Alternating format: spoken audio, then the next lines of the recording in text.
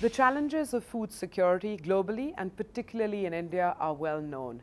But what are the solutions? We're going to take a moment to reflect on some of the solutions with a man who knows Indian agriculture better than anyone. At least I can say that with confidence. Ashok Gulati, Chairman, Commission on Prices for Agricultural Goods here in India. Thank you very much for your time. One is always tempted to dive into the current events that are dominating mindspace here in India.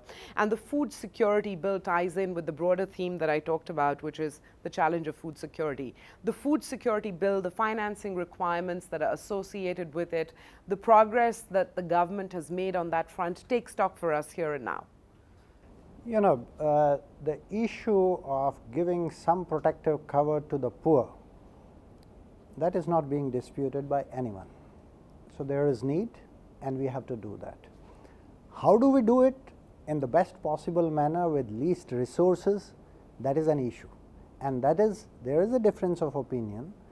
Within the government, there are different constituents and there are suggestions that are being taken into account.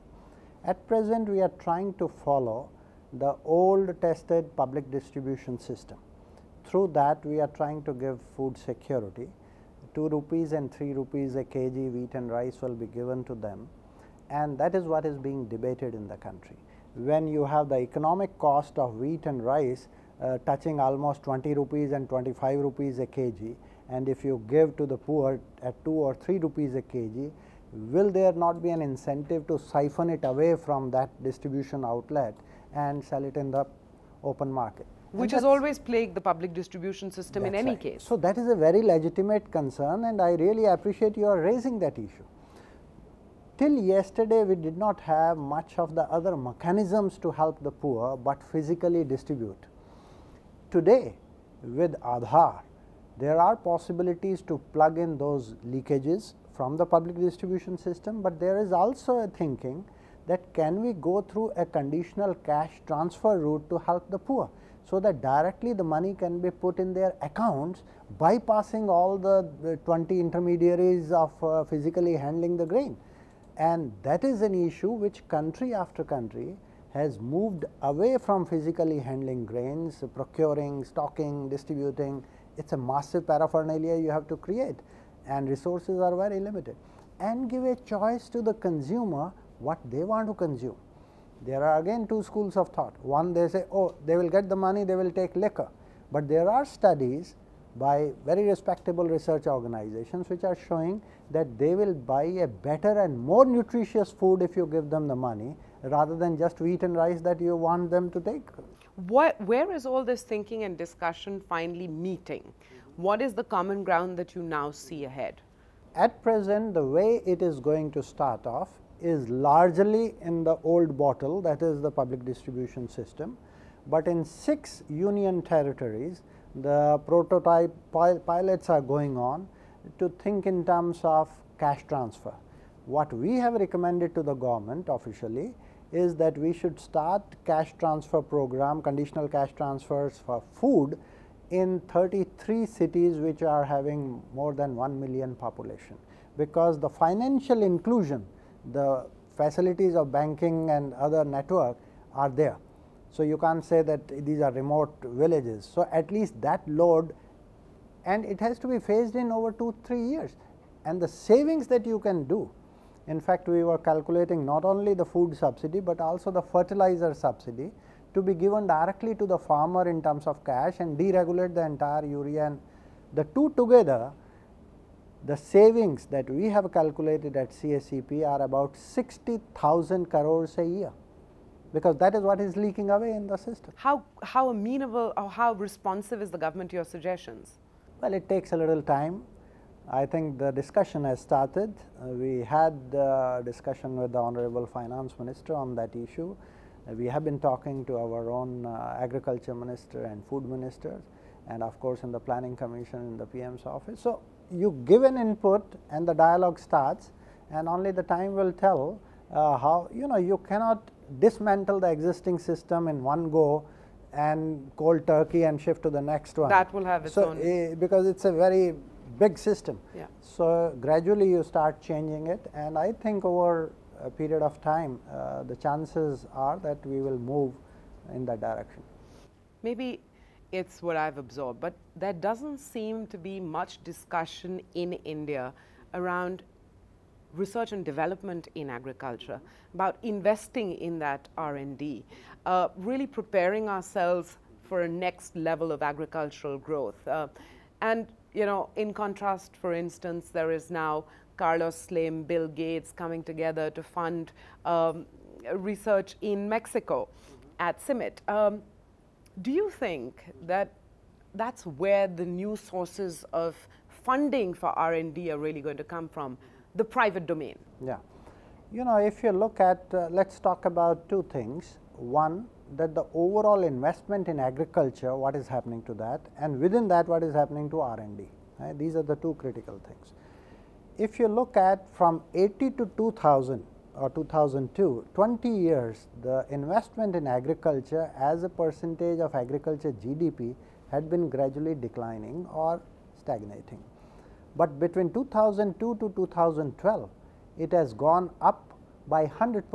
From 10% of agriculture GDP, today it is 20% of agriculture GDP. That's a huge improvement. Government has allocated more to agriculture in the last 5-7 years, and because of that, the agriculture growth rate, which was 2.4, 2.5%, has gone to 3.6%. It needs to go further. It needs to go beyond 4%, and I feel personally that the potential of Indian agriculture is to realize 5% rate of growth. With 20% investment and a capital output ratio of 4:1, you should be getting 5% rate of growth in agriculture. Why we are not getting it? Why aren't we? Entire eastern belt, you don't have proper marketing infrastructure.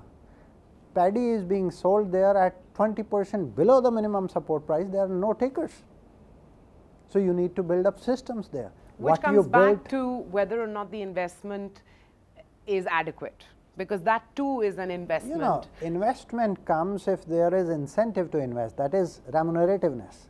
Farmer will invest if he gets remuneration out of that investment. Millers will invest if they can make money out of that. If there is no money in the game, nobody is going to come forward to invest from the private sector. Or the government can step in. Then the government has to step in. But government should step in where the public externality is what we say, the infrastructure, the water question, the road question has to be developed, the mandis have to be developed, and now even private sector can come in there and do that. And government is doing, I would say, but some parts of the country are missing that badly.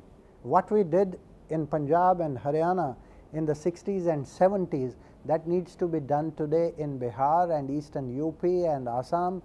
The paddy price is, but I feel like we've spent the last 30 years saying, yes, we should replicate what happened in Punjab and Haryana, and yet it hasn't happened. We've got a time pressure on us, I know. But one final question. You did not answer directly my question on whether or not the private sector could be playing a pivotal role in funding R&D, for instance. Sure. Globally, in fact, private sector is ahead of the governments in research. The BT cotton revolution in this country, if at all we call it a revolution in the last decade, which has doubled the production, is primarily coming from outside. The BT was not invented here in India by the public sector or even by the private sector. It came from Monsanto's of this world. Monsanto alone is putting in $1.5 billion. The entire budget of ICAR is not more than $600 million. So what do you speak? The companies internationally are spending much more on R&D, and therefore the future technologies are going to increasingly come from the private sector. So your I'm afraid on that issue. That's what I was going to ask you, your personal risk assessment. They are not going to give you free those things. They have invested, they want returns. Yesterday, the Green Revolution came from public agencies, international centers, which in a way were funded by the governments or donor agencies. They gave those things free, but companies are not going to give all those seeds free. They want a return on that. Therefore, the institutional mechanism, are you going to reinvent the wheel and do the same seed which they are doing, or you are going to buy the technologies, or you are going to have a collaboration with them?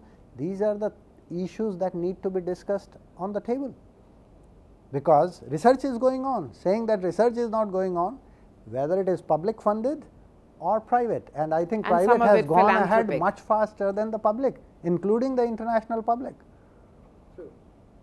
And that is where the future is going to be. Therefore, the institutional mechanism to tap those technologies is what needs to be strengthened. Is requiring a review of the mindset. Well, we'll leave it at that. Thank you very much for your time. Thank you.